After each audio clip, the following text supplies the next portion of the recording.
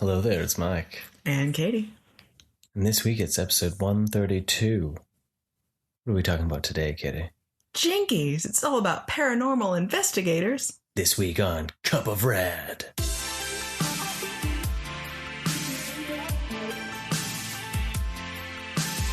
Hey everyone, welcome to Cup of Rad. It's another week.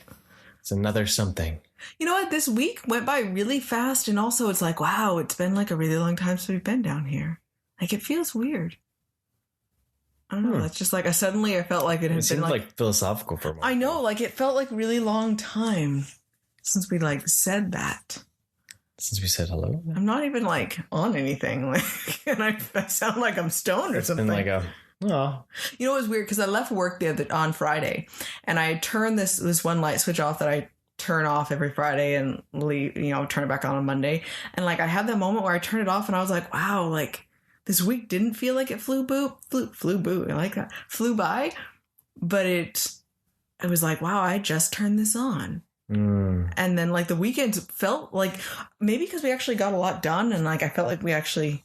This weekend flew by. Okay, like, never mind. This weekend flew by. I felt like it has been like a long time though. Like this week? The week was... The weekend. Was, See? I don't know, weekend, time's weird right now.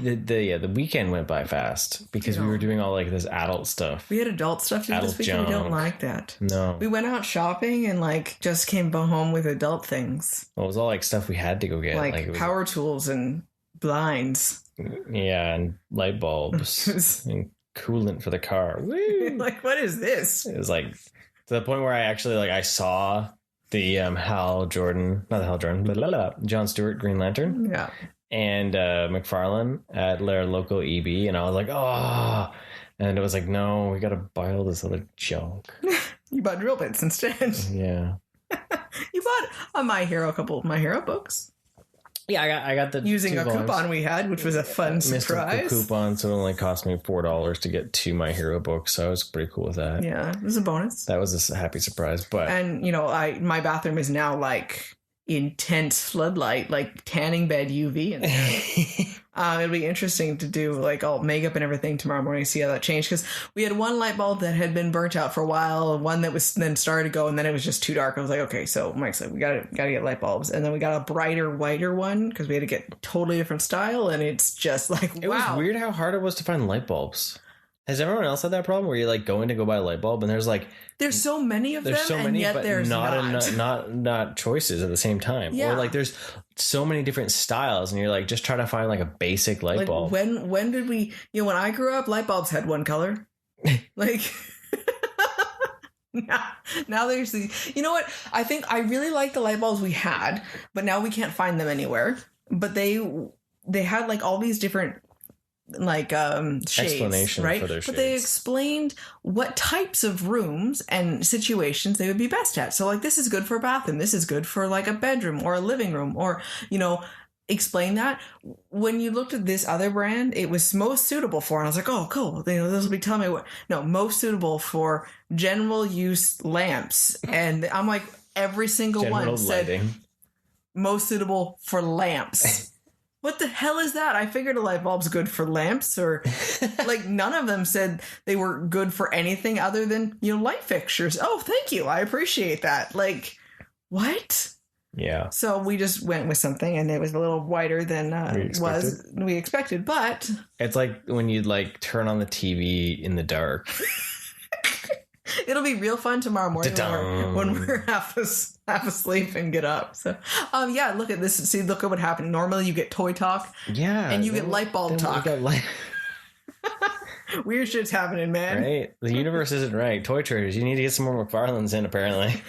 Set the universe right. Right. But yeah, it was a weird kind of go. But something that we did get to do, we're going to jump into the meat and potatoes of this whole thing or whatever. Mike wants to fly past the light bulbs now. Toys! Cartoons! I don't blame you. It's okay. What did we get to do, Mike? You know what? There's no meat in this or potatoes, but I got to actually do my po' boy, my soy curl po' boy sandwich I made. Yeah. I seasoned the soy curls and I blackened them and fried them up and got them on a nice bread. And I made a rumula sauce. Remoulade. Sorry.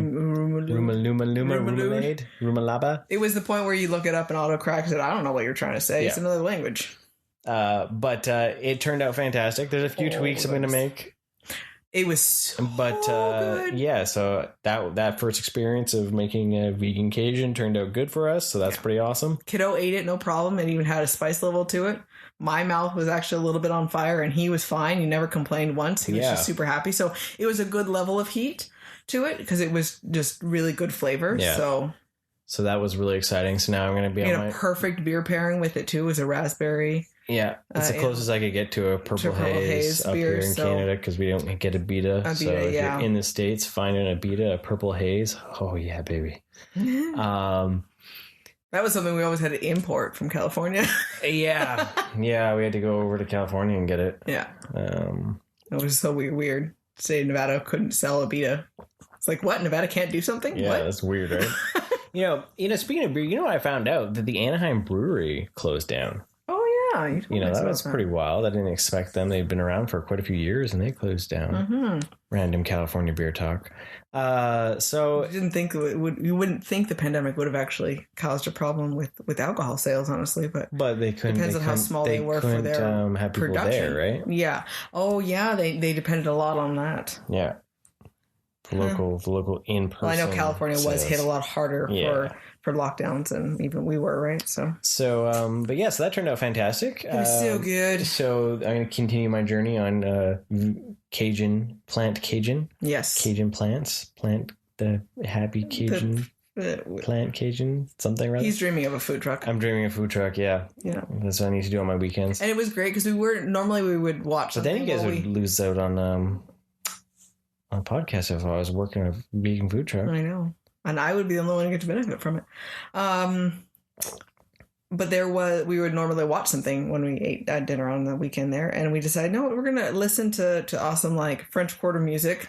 Dixieland jazz. And it was good because it was messy and wanted to focus on that. But we had a fun time and listened to Dixieland music and... Yeah. And it was good stuff. Oh, and you found some awesome, we got some potato chips, like kettle chips they were paprika and garlic. Yeah. And they were just enough, little bit of flavor without being overwhelming like a barbecue would be. It was just it was almost like a Cajun fry, but less spicy. So it was good times. Which was really cool, right? Good times. So we got to, on Disney Plus, we found that it ended up showing up before we were able to record it. Amphibia season 2 came to its season finale, not the series finale, which was very exciting for me. Yeah. And I say y'all need to, if you're into cartoons, you need to check it out. It seems like a goofy idea. A girl gets trapped in a land of talking frogs. But as the series goes on, there's a lot of good lessons for kids in it, a lot of meaning to it. And that final episode of season 2, True Colors, was powerful. Well, you would have sworn there were allergies in the room. I know, right? Just like a swirl of allergies took hold of our eyeballs and made us weep. And, just at the right moments in time during this episode. Well, there was a lot going on, like a lot culminated, but it didn't feel rushed at the same time. But it was like ballsy too. It actually had a warning. Yeah, which was, we were like, oh God, what are we in for? Like, this has never been on here before. I wasn't sure because we've never watched it on Disney Plus if that was normal, but yeah, wow, I was thoroughly happy with it. Mm-hmm. And also it went a massive cliffhanger, and you learned so much about the 3 girls, and just like your heart went out to all of them, and also you were emotionally upset, and it was intense. It was intense. So I don't want to spoil too much for it because it's something that if you are into cartoons, or if you haven't got a chance to watch this episode, totally worth it. Totally worth checking out. Amphibia. It's seasons 1 and 2 are on Disney Plus. And you know what? Bill Farmer's in it, so support a Disney legend. You know, and I love the frogs. I mean, they're Hop Pop. They're hilarious. I love the weird quirkiness about it. There's plenty of times where I get mad at Anne, but it's because she's a teenage girl learning lessons and growing up, and then that's the whole point of it, though, right?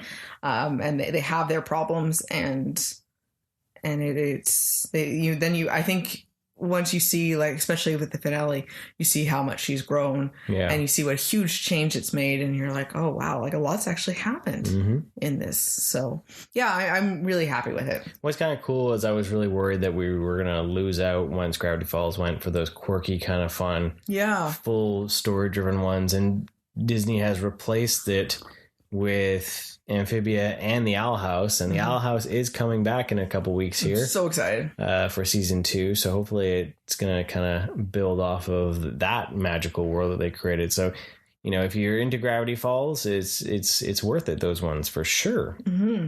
Bad Batch episode dropped. We saw that too. It was there. Yeah, it was more of a filler episode. Yeah, it was. It was action, but without being a lot going on. Like, you can, you know, you start seeing the bit of the shadows that there are other people at play, and you know, not quite sure. It's not so much the black and white anymore. You start seeing that there's a little bit more gray area for sure in the world. Yeah. But there was no big like Easter egg or any connection. I kept waiting for maybe one of the characters to have some sort of connection to something. I don't know. It felt like a filler episode almost. Yeah, like it was kind of meh. It was probably the most bored I've been. Out of all the stuff we watched this weekend, I would say it was just took up some time. Yeah, which was pretty surprising. So we have decided on a kind of a RADnesia cartoon, but it's really come down to the point where for myself it's a new territory as well, because I only really remember watching the first season. Yeah, same here. And as me and Kiddo were watching Gargoyles, we had noticed we hadn't been watching it a whole lot. So we figured that there's half a season 2 left and a full season 3. So we decided that we're going to jump into Gargoyles. So you'll get a weekly Gargoyles update. Yeah. Gargoyles is on Disney Plus. Yeah. So if you have Disney Plus, guess what? You don't have to search for it. It's right there waiting for your little eye peepers and ear holes to get filled with. Keith David screaming. Speaking of which, if you like Keith David, he is also in season 2 of Amphibia. So, you know. Oh, yeah, he is. Yeah. So, in a pretty big role. Yeah. So, now I lost my train of thought. So we are going to do Gargoyles. Katie had been watching. Kiddo and I have been really doing season. Well, you finished up season 1. Yeah, and season 2 watching. And you'd kind of given me some updates of stuff that was going on, but we figured we just watched the previously on. And it wasn't too difficult to fall into place for it. Like a few of the characters I didn't know, but, you know, it wasn't horribly hard to figure it out. And the episode we watched itself was self-contained. Yeah. You know, so, and then the second episode was a alternate reality, like dreamscape, and that was trippy. Yeah. So Gargoyles, if you don't know it, are basically they are gargoyles, you know, on buildings. They're real. Yeah. So all those little those little freaky things that hang off of old stone buildings. Back in Scotland, medieval Merlin-y times, they medieval Merlin-y times. Yeah. Merlin-y. I like Merlin-y. That. Merlin-y times. Yeah. Mm-hmm. I like, something know. Also, we don't ever assume Scotland, Merlin. It's always England and Merlin, but. Yeah. Mage. Thank you. Anyways, so it's the idea that they get cursed and they get stuck as stone, and then because they used to help the humans, and then the humans betrayed them, and then they got cursed and have been solid stone without being able to turn at night into human live form for 1,000 years, and then their castle got transbought by this rich guy. Transbought, you like it? And transported to New York. Bought and transbought. You should try to figure that out as a word, you know. Yeah. Hey, I'm just gonna transbot that action figure over there. You got it? What does that mean? I'm going to transfer it to my house after I buy it. Jeez. I mean, figure it out, people. Hey, if people can shorten things so that you talk, we can overcomplicate words. We're old, right? So we'll overcomplicate. It'll be the new dictionary for old people where you're just combining two words together. Transbot. Better than the sus. Next time I go into toy traders, I'm going to transbot that thing. And people are going to be like, what the hell? Yeah. There's a shirt idea. I transbot this. That's really going to confuse the heck out of people. Anyway, so the castle was transported to Brooklyn. And then they woke up there, and then they're making friends in Manhattan area.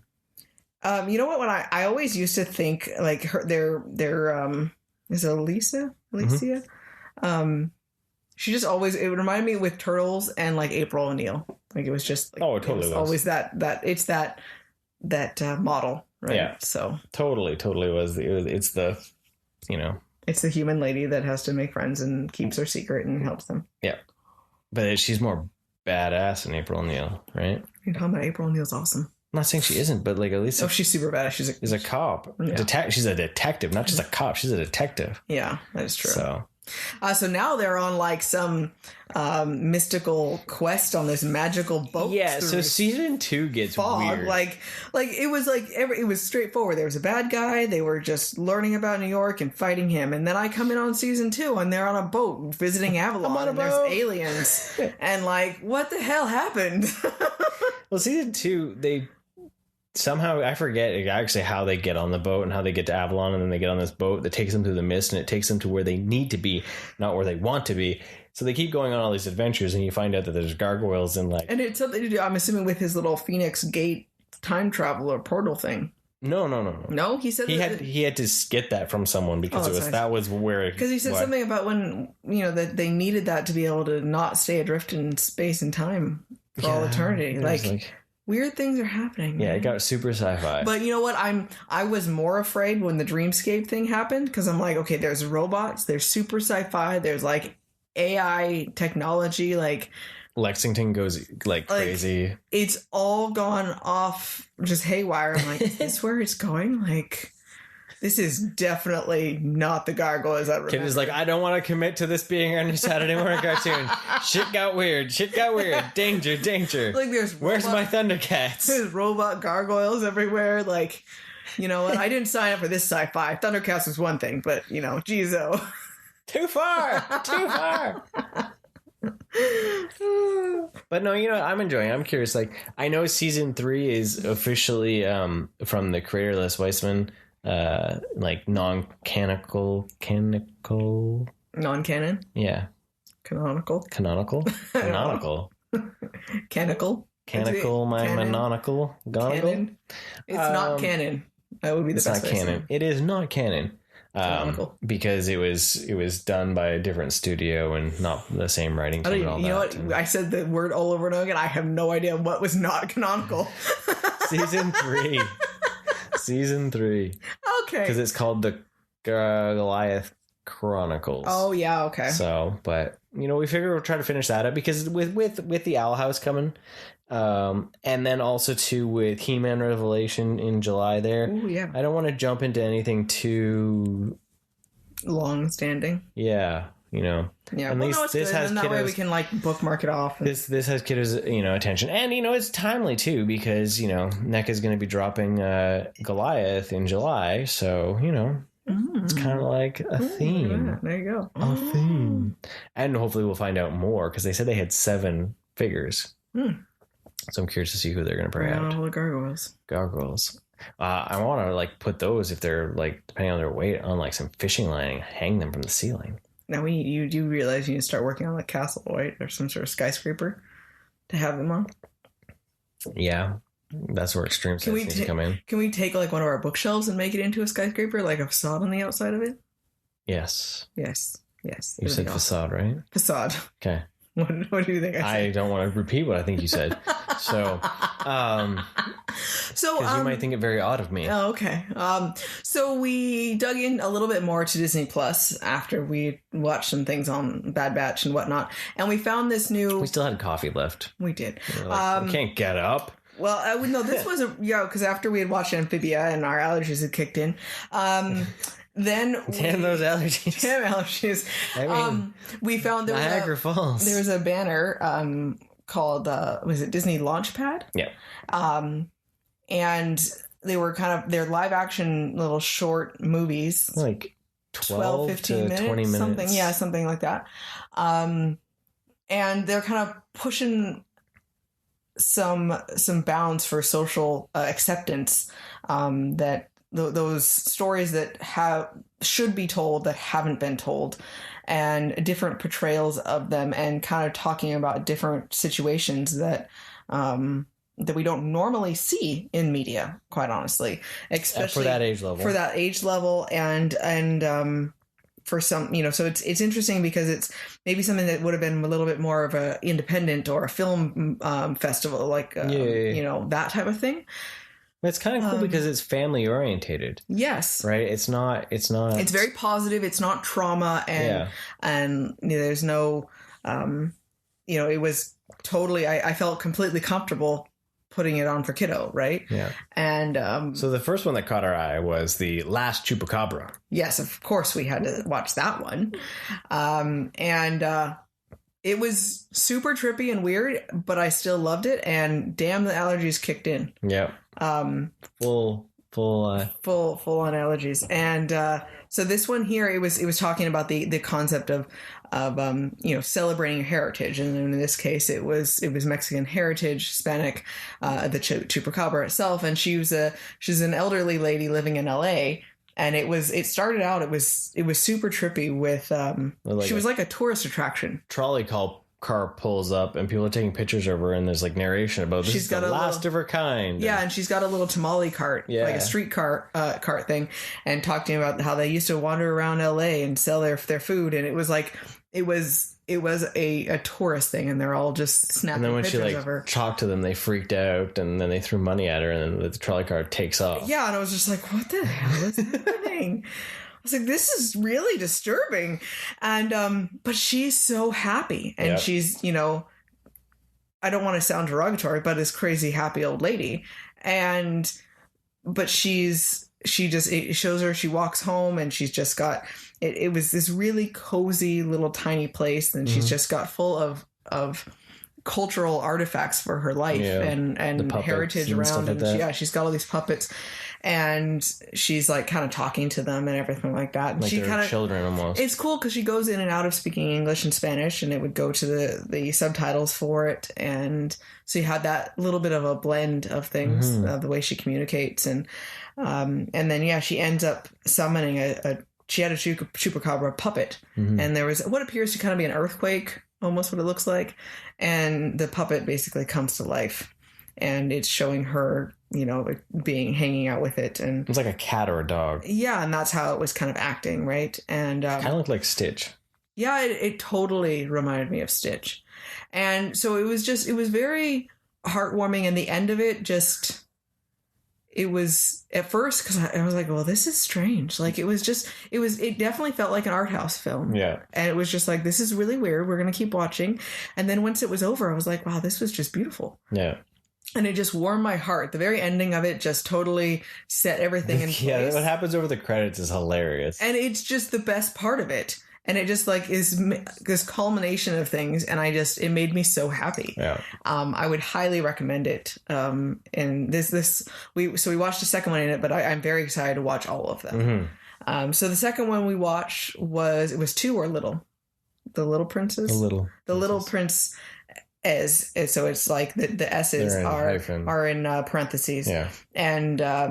And it's two Chinese American kids. One's a first grade, one's a second grader, and it starts with the younger kid he's in ballet class, and he's what we would look at him. He's got like a pink backpack on, and he's a bit more of a feminine energy in the way that he's kind of portraying himself. And his name's Gabriel, and Rob is the second grader, and he's he got hurt playing basketball, and basically they sit next to each other on the bus, and the younger guy gives Rob a Band-Aid for his knee, and they just start talking, and it's just we're friends, and you're nice. They start building a friendship. And you see both of their homes, you see their parents, you see the way that Rob's father is very, he's very concerned about why his son has like pink Band-Aid on, and why is he hanging out with this kid. And then you see Gabriel's parents being very accepting, and it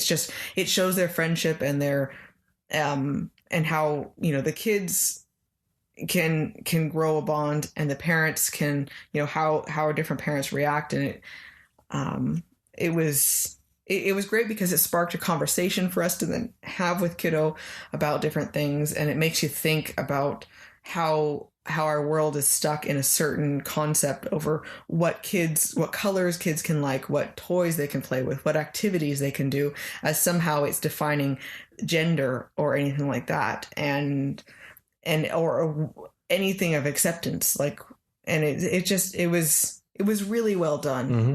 So, it totally was. It was fantastic. The kids were great actors too. Like, no, it was a great little short that does spark conversation, and it's the idea that, especially we were in Pride Month, to be able to say love is love, and everyone should be able to experience equality. Well, and of any sort, right? Diversity, right? Yeah, just accepting and being who you are, and how Gabriel's parents stand up to him essentially being bullied by the other parent and questioned is just fabulous to see. Yeah. Kudos to them, and it's like they did such a great job. And I love one of the quotes that I know obviously there's only so much I'm not trying to spoil it or anything, but what he had said was, whatever he will do, whoever he is, he will do it with kindness, and it will be beautiful.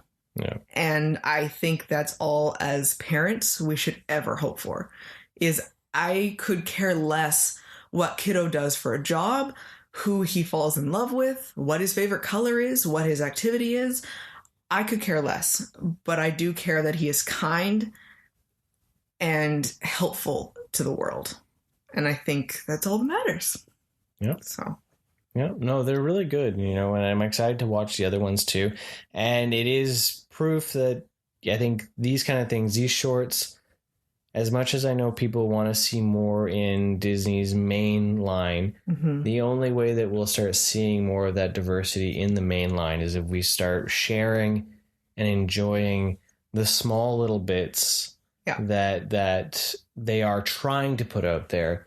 If we can't support this, then how can we support a theatrical reaction? When you get something that they did do with, say, Owl House, by having Lutz and I can't remember, Amity share a moment, even just a tinge of the idea of bisexuality or lesbianism in a mainstream cartoon, and they were getting so much hate mail.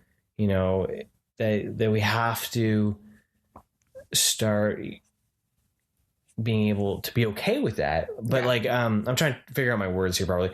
But the idea of like these little shorts that they're trying to do, don't let them go under the radar just because it's a little short on the streaming service. Yeah. Show them by watching and sharing it and their quality. Yeah. Even like the Pixar Spark, the Out. Yes, that one was so share those too. Watch them repeatedly, tell your friends to watch it, and as I say, that kind of stuff, or even like Owl House, watching those episodes on Owl House again through streaming. That was something that the creator had tweeted about, saying like, you know what, if you really want to see this succeed, go back and rewatch it. They're looking more at Disney Plus numbers than they're looking at anything else.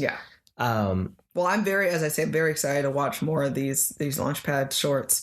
They were just, there's two of them that were very heartwarming. I am so excited to watch the other ones. There's like 4 more or something like that. So it's just that idea of like supporting that, because it's supporting a form of art that will only grow into something else that could hit the main line. Yeah. Well, I mean, and those ones there, I mean, they're not speaking to me directly. but I can find something about them too. Yeah. And that's the important part, is that maybe they don't speak directly to a situation, but you know what? They are going to speak directly to lots of other people. Exactly. And that's what's most important. It's that idea of representation. You know what? For myself, every Disney classic movie, I could say, could speak almost directly to me and what I could imagine myself as being. And I think there are millions of children that cannot say that as they grew up. Yeah. And I think the more and more we can see that, or we can see boys in shorts like this, being able to be like, wow, that kind of reminds me of me. That is important. And we need to support everyone being represented in something at some point, in some medium. Yeah, to be right? their authentic selves. Yeah. So I cannot say enough good things about it. So the Launchpad shorts on Disney Plus, definitely worth checking those out. We did watch one more short, though. The Pixar short that was before Raya and the Last Dragon, right? Yeah, it was one that came on if you could see it in theaters. Yeah, so we hadn't seen that one. Because Raya is now available on Disney then Plus. They can show that then. So now it's on there as well. So Raya is now on Disney Plus. It is no longer a premiere access. It's also a very good movie. Yeah, so yeah, this short was basically, what was it called again? I can't remember. Us or not Among Us. That's hilarious. I can't remember. But it was basically an older couple, and the gentleman was feeling age. He didn't have any joy. He was grumpy. His wife was trying to get him to find his soul, basically, his music. He could have there was so much happiness for the younger people around, and he was just angry about it, basically. And this cloud rolls. Us again. Oh, yeah. It was just a Disney animation, wasn't Pixar. Oh, it wasn't Pixar, yeah. Oh, yeah, because Raya was just Disney, huh? Yeah. And this cloud rolls in, and this rain is there, and he becomes young again, and he starts dancing around. And it was basically the whole message of them trying to find that spark of youth, but also accept age. And I was full on crying, like tears falling down my face. Yeah. It was crazy. It was such a simple concept, but it was just so heartwarming. So. Well, it really shows that we need to embrace, even if we're getting old. Like, that's the thing that I loved about the end of it, is when they were old, they weren't as agile, but they weren't doing the exact same thing, but they were doing what they could, and they were still happy from that. Yeah. And that's something even ourselves we got to remember, is maybe we can't do the same things we did, but we can find our happiness and enjoy life instead of letting it walk by us. Yeah, and like there's a difference between at the beginning, right? Yeah, you might be able to find something new, but something that you enjoy that works for your life then. And so many people get stuck. Well, I'm not doing the same thing I did when I was in my 20s. Well, yeah, because you're not in your 20s anymore, but you can still find joy now. So another wonderful short. So it's just full of heartwarming wonderfulness on Disney Plus right now. So. Right. So, sad news, though, Jupiter's Legacy on Netflix was canceled. So sad. Or put on hiatus, I think is a technical term. They let all the actors out of their contract. They are still doing Super Crooks, which takes place in that. They put everyone on their contract. I mean, good luck trying to make sure they all come back in one go. So it's effectively canceled. Yeah. For sure. Which is sad because Netflix bought the Miller World brand, so it's not like it can go anywhere else unless they let it dick out. Move there, Netflix, right? So, which was really sad to see, because it was as much as it had some people griping about it here and there about and even wasn't critically super high scored. It stayed at number one in most countries for quite a while. Nothing really was overtaking, even when they were dropping new movies and stuff. It was still the trending thing for quite a few weeks. So for them to say no, it's not worth our time was a little surprising. Yeah. Because I was the second season, the first season was the origin season. It was the origin story. The second season would have just amped up and would have gotten insane. Yeah. And then the third season, it probably would have done it in three seasons. Yeah. And it would have been a beginning, nice middle, and end thing. But yeah, there's so much that isn't told from the characters. So I'm debating or not if we should do a little one of these days of the Jupiter's Legacy roundtable breakdown, so we can spoil it for you if you haven't read the comic. So Yeah, because I haven't even... He read everything, but he hasn't had a chance to tell me everything what that was about, right? Yeah. So, because I kept telling him, like, I don't know if I really want to know. To go, right? Yeah. And that's what I would... Yeah. So... But Netflix did drop Sweet Tooth. We checked out the first episode of that. Yeah. My excitement was because Will Forte was in it. I do like the comic. He does like the comic. Yeah, though. I read the book years ago. Yeah. Years ago now. Like, that was like back in my bookstore days. Yep. Like, that's like 12, 13. More years ago than that. More, 15 years ago almost. Oh, wow. No. 12. It was more than 11 years ago. I'm going to say that. Yeah. So I'm rusty on the comic. Yeah. But I do feel that it is different. Yeah. But Will Forte was in the first episode, so that made me happy. I don't know if he'll like the others, but yeah. No, I'm done now. I can tap out. Yeah. So it was weirdly weird timing, considering there's essentially a giant pandemic that kills most of the world. And then hybrids show up. Yeah. So I'm waiting for those. We'll start going through. Touche. Once we watch some more episodes, we'll probably talk about it a bit more. Gus is cute compared to how he's in the comic. So he's adorable. He's so the reason why I bring up Sweet Tooth now, though, is that Kiddo had always said that he wanted to watch it because he saw the trailer and thought it would look good. And then we were about to sit down and have dinner and have movie time. And he watched the trailer, said he wanted to watch it. And then Katie got back with something that we needed for dinner. And we had a fry party. Yeah. And so... and it was like, well, no, you know what I really want to watch, guys? Scooby-Doo. So we thought, well, if that's his mode that he wants to watch, I don't know if Sweet Tooth is going to be the thing. So we're just going to save that for us. Yeah. So we watched Scooby-Doo instead. So, because I had mentioned, because like the one day we're trying to find movies to watch, something different, something new. Mm-hmm. And I saw on Netflix that the old live action Scooby-Doos were on there. I'd never seen it. And, and Kiddo had enjoyed some Scooby-Doo, right? So I casually said it here and there, and like no one was taking me up on the offer. And I was like, James Gunn wrote these, like, we were thinking of watching it when we watched the zombie stuff because there was another connection of that, but it just didn't fit. Yeah, we didn't get time. So we got it now. So Kiddo was all like, it's Scooby-Doo time. Scooby-Doo time. So Scooby-Doo 2002. Uh-huh. What? Just, you rhymed. Uh-huh. It was the Warner Brothers live action attempt to bring Saturday morning to the big screen. Yeah. With a CG Scooby-Dooby-Doo. And, Matthew Lillard played Shaggy. Linda Carter something or other played Velma. AKA affectionately known as Wendy from Gravity Falls. Yeah. Or Hawkeye's wife. Oh, yeah, there's that too. Yeah. Okay. And then Freddie Prinze Jr. played... Fred. The blonde guy. Fred. And Sarah Michelle Gellar played Daphne. Yeah. You can tell that, like, I don't have a huge affinity for Scooby-Doo, but, like... Katie's level of Scooby-Doo is like dog, stone dude, prissy girl, hair guy, and nerd I probably could be. 100%. It was like that was her like descriptions while we were watching. I have zero problem with Scooby-Doo. It's not an issue, and I am well aware of who they are. But I never grew up watching them. Like I'm really surprised. I was actually an adult when I learned that the bad guys were actually just people in masks. So Michael must just spit his tea everywhere.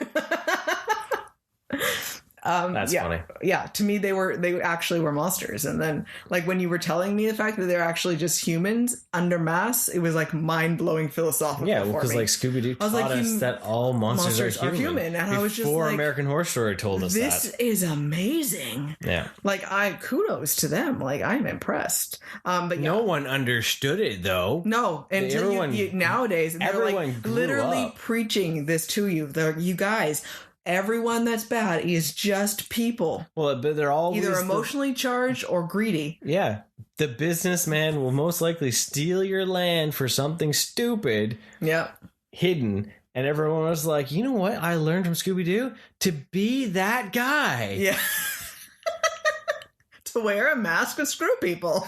And it's not even a literal, it's like a physical, metaphysical, metaphysical like thing, right? your own facade. You throw on your go out there and sell people's land. So it's interesting because then, like with the movies and everything, and then also too with the animated movie that we had watched, it's between the group of them. It's the idea of learning acceptance for people's different personalities and working together. It's again, friendship is magic. Yeah. And that all those different, everyone has. That's just a theme. Everyone has a part to play. Again, like.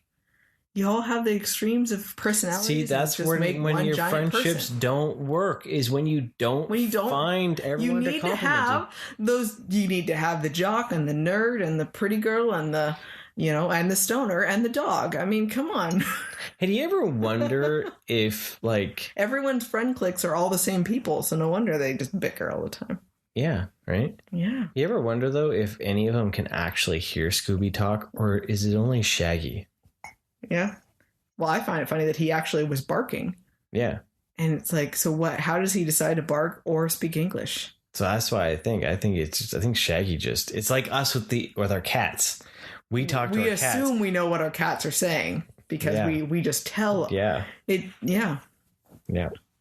It's just that animal owner thing. No one else can hear him. No one else. It's just Shaggy. It's just that connection, right? Yeah. Yeah. We just make that assumption. So we watched Scooby-Doo. There's some history there behind you for it. So Scooby-Doo originally, when it was pitched, it was originally going to be more closer to an R-rated movie, actually.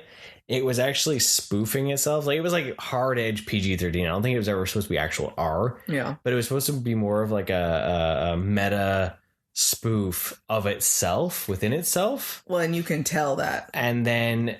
Because as far as I've done in my reading and all that, a lot of the cast and all that had signed on with that idea in mind.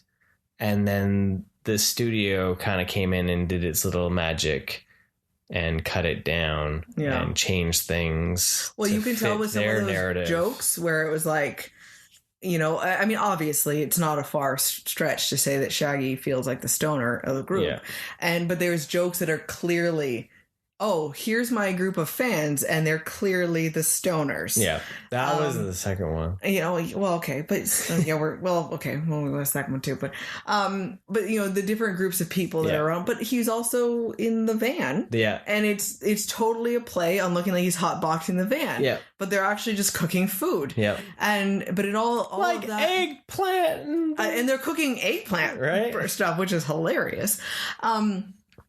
But that they're all, some of the jokes even a little bit more of a sexual innuendo to them and stuff like that. And so some of those jokes were quite funny. Yeah, well, the first one is actually really good. Edgy, It definitely has more bite to Mr. it. Mr. Bean's in it. Yeah, Rowan Atkinson is in it. Fun fact, that was actually supposed to be Tim Curry. But the reason why is I guess Tim Curry hates Scrappy-Doo so much that he refused... That's hilarious. To be in the role because it was associated with Scrappy-Doo. Well, because he would have essentially been playing him. Yeah. So. Yeah. Kiddo was like, I knew it was going to be something to do with him. I knew it. That dog irritated the hell out of me. Because that's the thing. Like, people on the fence of Scrappy-Doo. Who is he? What is his history for outside of that? He's like Scooby's cousin or something.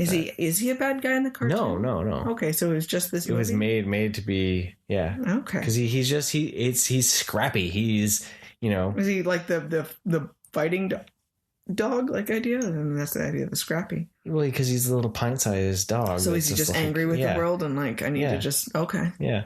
Okay. So, but it's that idea where, like, there's fans that love Scrappy-Doo and fans that hate Scrappy-Doo. And, I'm assuming that the Gunn and whoever else wrote the movie that hate Scrappy-Doo, right? Apparently. They like put that little in his place. Yeah, wow. So yeah, but Rowan Atkinson is in it, and which is pretty awesome. Yeah. What was hilarious is like we went on a whole like kick with Mr. Bean, and when Katie mentioned about, hey, it's Mr. Bean, kiddo, and he's like, who? We're like, Mr. Oh, like the light bulb didn't fully like. Did it ever? illuminate. I thought he did something where he saw him in his face. He did, but it was still just kind of like it wasn't true. It was like I should know, so I'm just gonna pretend. Or it was more or less it's like, well, he's talking. It can't be the same guy. I don't know.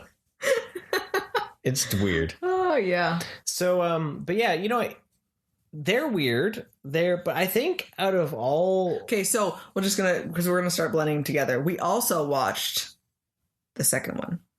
Yeah, Monsters Unleashed. Yes, we hadn't said that yet. You said they're weird. Are you talking about the gang themselves? Oh, I guess the movie. Oh, I was meaning this movie was weird. Never mind, just this movie. Ignore what I just said. Well, just that idea that like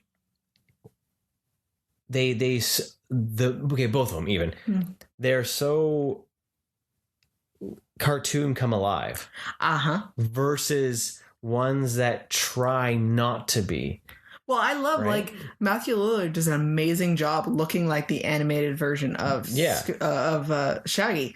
Like the way he moves, he does look like a cartoon character come to life. Yeah, and I think it's fabulous. But like they also like didn't try to like edge it up. Yeah, like it didn't have. The only references really to the era was more of like the music that's played in the movie than anything. Like unlike say Alvin and the Chipmunks, where they just tried to really make it. They took the cartoon they didn't blend those two worlds as well, right? I was pleasantly surprised with it. I had high hopes or anything that was going to be something mind-blowing, but it wasn't nearly as cheesy and like, oh my God, what did we just watch? As it easily could have been. I didn't really hate any of the characters. Like they all had their parts to play, and I laughed every time I looked at Daphne and how much she reminded me of Rachel Green from Friends. At one point, she was actually considered for the role. Oh yeah. So it would have been Rachel played all over again for it. But I loved one of the things that I liked to watching this was some of the different fashion that they did have, because in the cartoon, I'd only ever just seen them in the same thing. But I like that they play homage to it, like with Fred. There we go. Always with his ascot in the same themes, but it wasn't always there. They did change. Or Daphne kind of has the hint of something. She always has that character look to her, but she's not always wearing the exact same thing. And so I like that. I mean, Velma seems like she's just always wearing the exact same thing. Except for in the first one, when she gets taken over. Then the college student takes it over and boobs come out. Yeah. I was like sitting there, I'm like, when did this happen? Like, what part of the movie he brought did I it up miss? In the second movie. He's like, when did she have her shirt go down low again? Like, and when is this happening again? That's what I just extended that conversation. Where did her boobs go?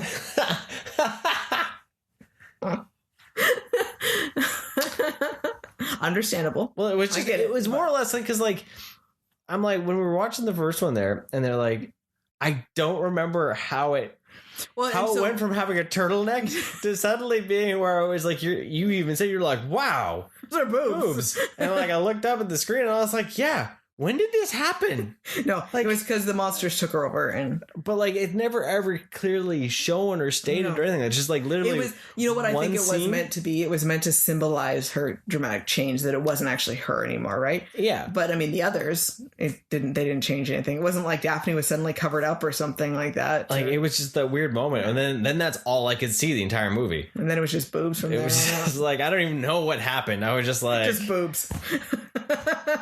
It was a weird like.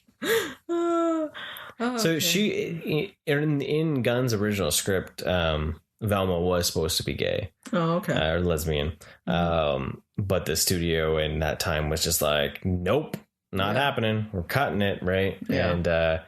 And then they made sure of that in the second one, right? to show that she had an attraction to the museum curator, right? Yeah.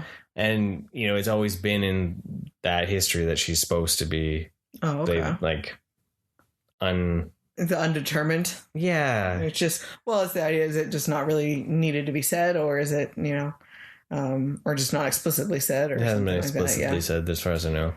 But but yeah, it was fun. I enjoyed watching them kind of come together, and I especially liked Fred's change and his acceptance of a different role in it and what was more important for things, and to see them actually work together. I loved that Daphne had gone off during their break and apparently learned how to fight, and how much she actually kind of kicked ass, which was quite funny. It was like her bringing her Buffy the Vampire Slayer roots. Yeah, it was quite funny with that. So I actually really did enjoy it. It was fun. I enjoyed the first one. The first one I find is pretty fun. Yeah. Like Spooky Island, yeah. I'm surprised. I think it's funny this place, this island has its own airfare, like airline and everything like that. Like it's an actual destination of a town. Like that's pretty. Oh, and I had no idea that they live in Coolsville. I'd never ever heard that. I love that we watched Scoob a few months ago. I don't remember that from that about at Coolsville. All. Maybe because it was just so apparently discussed, especially in the second movie. I don't remember ever hearing that term until we'll watch those. Huh.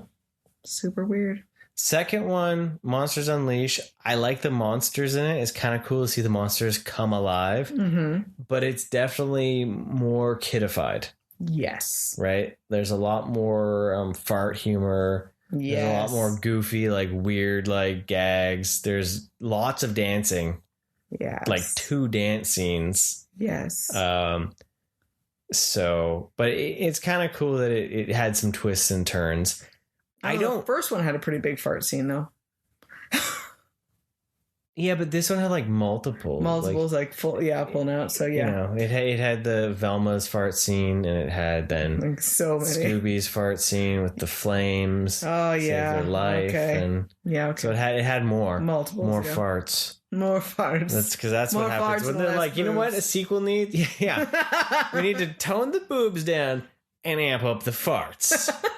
That is exactly what this franchise needs. Yeah. More toots. Except for the fact that then Velma decided to rock like a Britney Spears-esque red vinyl suit.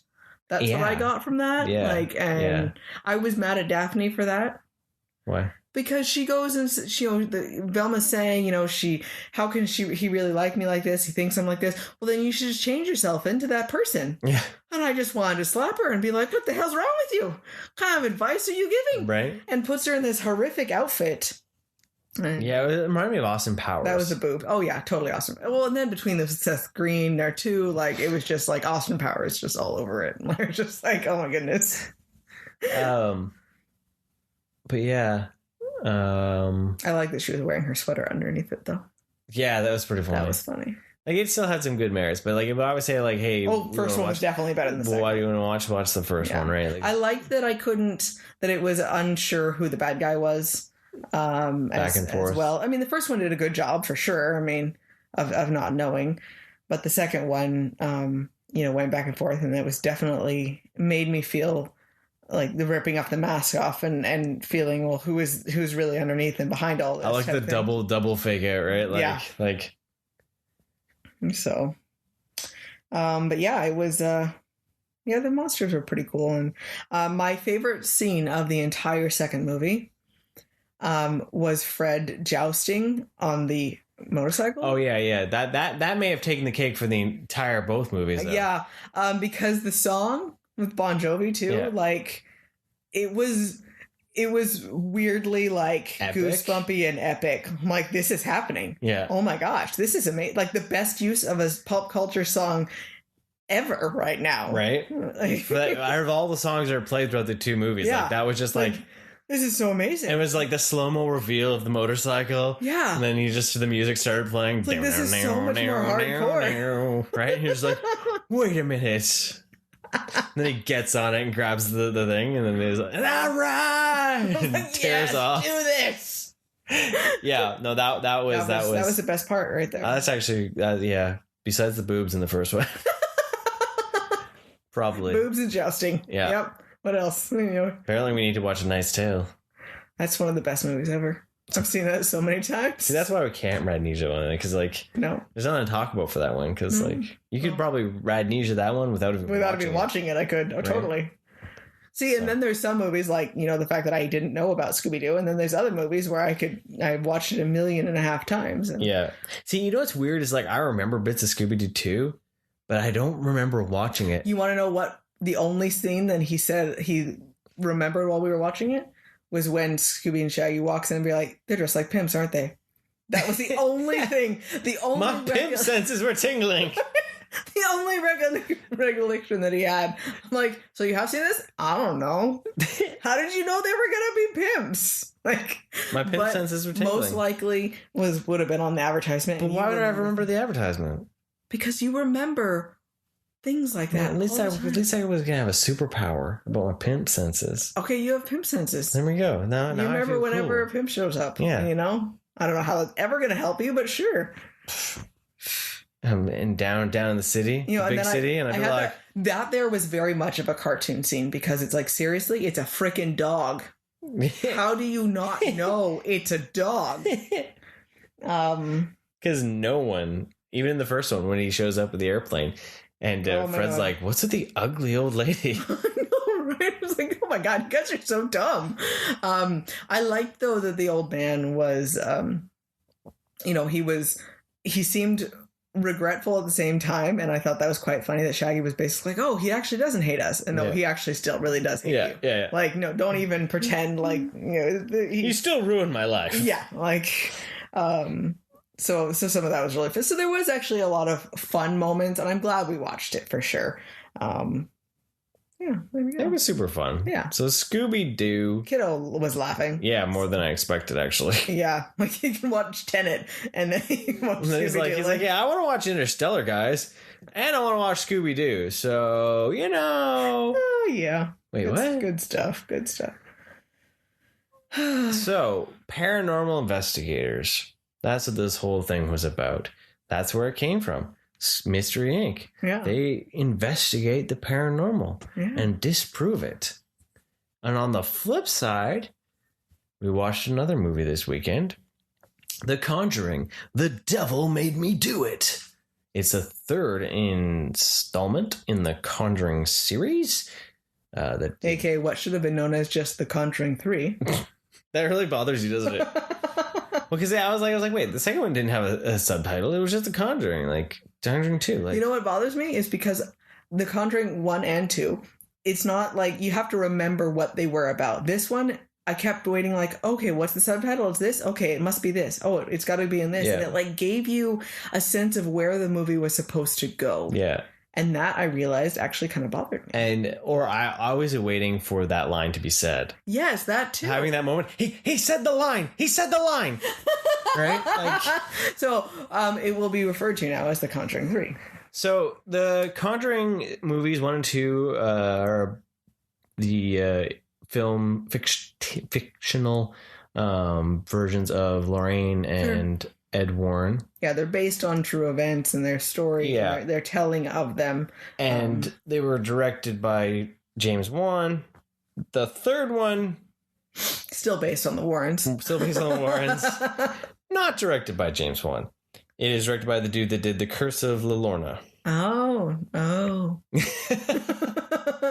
So that always gave me a hinky feeling because... We like James Wan. I like James Wan. I loved what he did with The Conjuring 1. Conjuring 2, I do really like, but it was a little bloated.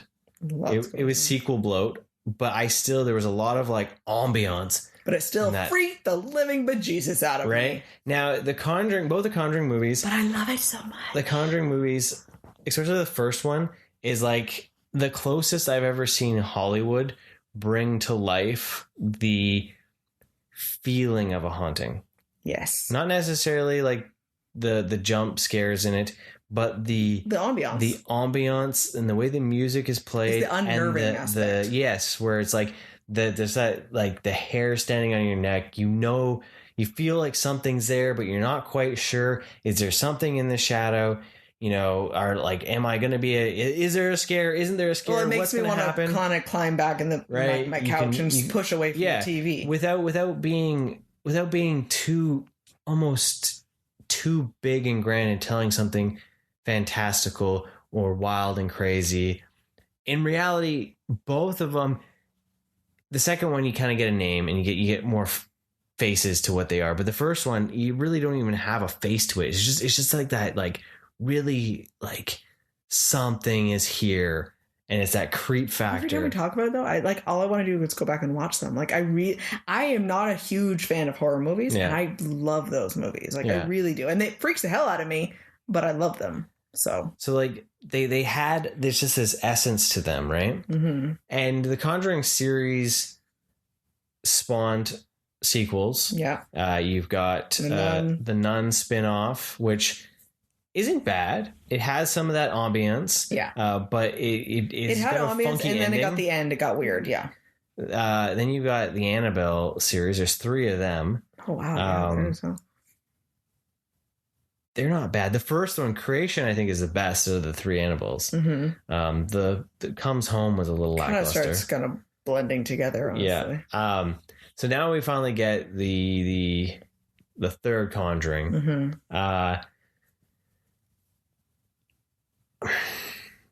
It's hard because like I love this series. Like I think the Conjuring universe is like Warner Brothers like being able to succeed at telling like a multi-film arc. It's like their Marvel universe, like where they failed they actually at the DCU. They were able to create the Conjuring universe, and all of them have been fairly entertaining. Yeah. Right. So Conjuring 3 or Conjuring, The Devil Made Me Do It. Conjuring 3 is okay. Yeah. It's not a bad movie, mm-hmm. but it is the least exciting. Well, because it has the least unnerving creep factor. Yeah. Because, I think it does it plays up the reality of, I think the first ones really make you feel there are definitely supernatural things going on. This one has so many more parallels to mental illness, mm-hmm. and then other things supernatural. There is still a demon, there's still possession, there are still those things, but it is more of a feeling of human trauma and the connections that we make and the things that we do for people, for family, or the positives that human connection can give us, and the strength as well for that. Yeah. It has a lot more of those elements rather than, learning about a demon or a religious aspect for something. And like, that's kind of what I enjoy. There's less spooky stuff going on. Yeah. There's like less the opening exorcism thing. That is like, I was like, when that was playing, I was like, hell yeah, we're in for a ride. Yeah. And then it kept building and I'm like, yes. And then it kind of like lulled out. Well, because then the creepy things that you get are more of the connection that Lorraine Warren mm-hmm. was showing her powers for things and her medium connection. Yeah. But yeah, there was I think maybe too, because there was so many different areas for it, right? The other movies were, here is a house and weird shit's happening in this house feel, right? Opposed to this, where you have multiple locations, you have the woods, you have the prison. You had, let's see, 1, 2, 3, 4 different buildings plus the woods, couple cities. Yeah, and so you have you don't have that weird things are coming across the shadows, or I love the cross turning upside down. Those types of things. Yeah, like so that's those subtle ambiances, moving, right? So when they had a chair moving, like when they had those moments in the first little bit of it, those little scenes were great. The kind of the thing coming out of the shadows and the box moving and things like that were awesome. But then it lost that. I think there was too many scenes, so you didn't get that feeling of kind of closed in, you can't escape it, that type of thing. Yes, right? The claustrophobia of like you're in one area and you can't seem to figure out what it is. Yeah. Yeah. And it stuck there with you. And it was definitely a creepy factor because this thing could go in all these different areas. There was definitely a scary factor with that. And it goes back, it almost has a connection to like our Scooby-Doo theme where all monsters are human. Exactly. And that's what's really a weird thing, because it definitely, yes, there was a demon, but it was all driven from human trauma and a human causing this evil to be allowed into the world, right? So it has a few good shining moments. It does, at definitely. the end. paralleled some very Jack Torrance feels. So I'm glad we watched it, and it's an installment that is, I can appreciate it for sure. Not the strongest one. Yeah, but it's not a bad movie though. No, it's not. But I'm just disappointed because I never got creep factored, and even a lot of I only jumped maybe once. Maybe it was more the beginning, and it was the only time I was creeped out was the rat scene. It's just because I don't like rodents. They give me the heebie-jeebies. That was the worst. He doesn't even look that creepy creeped out on other things. That was, but it was because of my own personal connection to rodents. And you know what? It was when the villain itself was given a face because it was so human. It didn't feel scary enough. Yeah. She should have freaked the hell out of us. Yeah. And it wasn't scary enough. Well, because it was her face. Yeah. Again, and it should have been a demon face, not a mirrored face. Yeah. So it was just still go watch it. If you like the Conjuring universe and you like that, I would still recommend it. But just it just had less. It's a different vibe. And you know what? If it's the idea of the different things that the Warrens have gone through, and if you look at it as a bit more of a historical fiction feel, they're going to see all different types of things. Mm-hmm. And in itself, compared to the other ones that are much more black and white, this thing is evil. It wants this. When you deal with different layers of a demon and a human and what's causing this, and this is a different level of things, I can see how it would be a more challenging case for them to solve and more of a problem. But on a movie level, it just didn't have. You don't feel that same terror. It also really did feel like this was the end of the series in some ways. Yeah, with the way that the realizations and with Ed's heart attack and all that. I really do wonder if they will make any more. Yeah. Well, and honestly, I was looking up more of their history for things, and there's not that many more notable cases that they had following this one. So it probably did kind of wind up a little bit more. Yeah. So that's where I'm kind of sad then that if that is the case, that one wasn't able to make it work to come back to direct it. Yeah, because you don't know reason why he didn't direct it. Between Aquaman 2 and the other one he was directing, timing wasn't right, or all that stuff.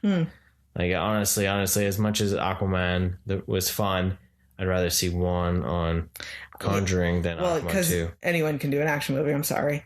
Not everyone can give that ambiance to something like that. And he has something special, I really think, with his ability to create that feeling. And it's so simple, but there's so many other movies don't take advantage of little things like the background stuff moving or the change in shadow in them that, That's one thing that build-up. I mean, I know The Nun wasn't your favorite installment, but that was something that, and as we had discussed, that it's more, the end of it gets a little muddied and weird. But when she first shows up, the nun just walking in the background and showing up like that, when it's not a direct look, when it's more like you're focused on this and the one person, and if you see something on the screen out of the corner of your eye. There's some brilliant shots. That's the holy crap, this is terrifying, because it's not meant to be the thing that you focus on. Yeah. And that's what's great about that. And this is what Conjuring 3 was missing, was there wasn't you're looking at this and then you catch something in peripheral vision, and did you actually see this? It makes you feel like you are experiencing it. And that's the thing that was always very, you get that unnerving and the skin crawling and the, feel. Yeah. And I didn't get that. And see, that's what I always liked about the Conjuring movies, was that they really are PG-13 movies, but they're rated R because of their intensity, according to the MPA, right? Thematic elements. Yeah. And obviously the religious connotation of it too. And I think that's what's kind of cool, is that they've been able to tell a story. Like, this is the first one that has had the most blood too. Yeah. Right? Because it's the first one we've actually seen a murder. Because they're murders, exactly. Right? So it's just interesting to see that and be like, Juan's able to tell those other two stories with just creep factor that make them intense and exciting. And it doesn't have to be violence or swearing or any sex or anything like that, right? Where this one, they miss those marks. So it'll be the first ones we actually do show Kiddo when he's old enough to watch them. Right? Like... And I can, too, introduce him to the Crooked Man. Yeah, that would... By the way, I did actually have nightmares last night, though. You did? Yeah. About what? And now I cannot remember them. So it must not have been that exciting. No, but I do remember... Never woke me up or anything. No, so. But because I woke up and I had gone to the bathroom and I was like, huh. No, I did have nightmares that were based on the concept of the movie. And I don't remember, like, not sleeping well or anything. And it was more like I got up and I was like, well, that was weird. I wasn't, like, freaked out. I mean, not like that type of terrifying nightmare, but I was... Well, for not being as freaked out about the movie, like I was surprised it sat with you a bit more. But it did sit with me, and and what level I'm not really quite sure why, but I totally forgot to tell you. Well, because it deals maybe with the idea, because there is the unknown, the idea that there's Satanists out there and controlling and all like, that. Can there be power from that or whatnot, right? So one thing I did like, because the whole within the movie they're talking about because there's a trial, and the concept of that's why the devil made me do it is the concept of not guilty by reason of demonic possession is basically what the guy is pleading. And I think it's interesting they had talked to the attorney, and they're like, the court accepts God every time they have a trial. You swear on the Bible, you're supposed to be, this is God is an accepted presence in our judicial system. Why is the devil not? Yeah. And I thought that was a really interesting concept. And in general, in our society, right, that we are so accepting of a positive power in any sort of light. Yeah. But we laugh and think it's crazy if someone said the devil made me do it. Yeah. But if you were following God's will, it's more accepted. Yeah. I mean, obviously to an extent. Yeah. You don't generally have people causing mayhem because of it, because then they just assume that if you're doing something evil, then you obviously can't be doing God's will. So I know that there's other philosophical conversations there, but I thought that was interesting whether you just it is it's a very good point, right? You swear on the Bible that you're telling the truth and all that, because if you don't, then God will smite you. That idea, right? And but the idea that you can't really, you can't say like the devil made you do because you're crazy. Yeah. Right. And so, but yeah, there's a lot of parallels to schizophrenia in this. You could totally see that. Yeah. The way they're playing with, especially with how he was dealing with his things and all that. And I was waiting for that to kind of come into play. Mm-hmm. Yeah, exactly. That was, you watch it and you see these things and you go, have we gotten better at doing certain things that now we're okay with, mental health and understanding it, whereas even just in the 80s they still weren't sure, and they were saying that they needed to exercise, but it's really, it could be the idea of a strong-willed child, like someone that is violent and they've got an imbalance, and they just haven't been diagnosed with what with this especially it looked like schizophrenia, so hallucinations and paranoia and everything like that, right? So it's definitely the idea that where you look at those things and you realize that for the most part, probably historically anything that was seen as demonic possession or devil made me do it was probably something of mental health, even in a young child. Yeah. Right. And they just didn't understand it. And it was the label they got because our minds are capable of such amazing and scary, terrifying things. Right. And being able to completely shut themselves off. And of course, they're not going to remember, or they're going to sound like a different person, or because our brains are capable of doing that. But even just a simple fact of some of the smaller disorders, where it's just like the kid just like ODD and contact disorder, those kind of things, where like they're strong, like it's strong willed, and it's not necessarily any hallucinations or anything. No. It's just that idea that they have some trauma from something. Either or chemical. It's not. Balance. It's more than a temper. It's and it's. I think that now we're finally recognizing those and trying to deal with those things and trying to help and like the anxieties and all that. So that's why we're not automatically going to. Well, we are. Well, yeah. Now you don't hear about demonic possession, right? There's a reason. Stuff like that didn't just stop happening. Right. We just changed our understanding of what happens, and it's no different than most medical and a lot of diseases and disorders. Things didn't just go away. We just got more science. We just understand it more. Now it has a name, right? I mean, think about even like syphilis. We just assumed everyone was going crazy. Well, no, now they just have a disease, and now we understand why, and people don't, now we can help it, right? So now we just suck the fun out of it. I know, right? You suck the joy out of everything. But it's not the strongest as a scary movie, but it is still, I think, a good movie. Yeah. But it's not going to be my go-to when I'm like, hey, what Conjuring do you want to watch? Yeah. So. Okay, we did it. Yeah, there it is. Paranormal Investigators. There it is. All sorts of fun things happen this episode. Right? So, you know what? Hopefully you're all still doing well, still staying safe. I know a lot of places restrictions are going away. Things are changing. Things are getting better. Things are opening up. But still, let's keep it that way. Still remember to be safe. Still remember to wash your hands and sanitize and... stay home when you're sick and, stop spreading other germs, too. Right? Because, how many of us didn't actually have colds this year because we were wearing masks and washing our hands? Right? It helped other things. That's why all these other things disappeared. We were better. Yeah. So we need to keep that way. We need to be nicer too. We need to be happier. We need to be kinder to our neighbors and peoples and just be more rad to people. Be more rad. Be a little less douche and a little bit more rad. Yes. Right? So that's it. There's my soapbox moment. Okay. Be a little less douche and a little more rad. I like it. So everyone, stay rad. Thanks for joining us, everyone. Have a wonderful day. Thank you for listening. Want more rad content? Follow us on Facebook, Instagram, and Twitter. And don't forget to subscribe, rate us, and leave us a review.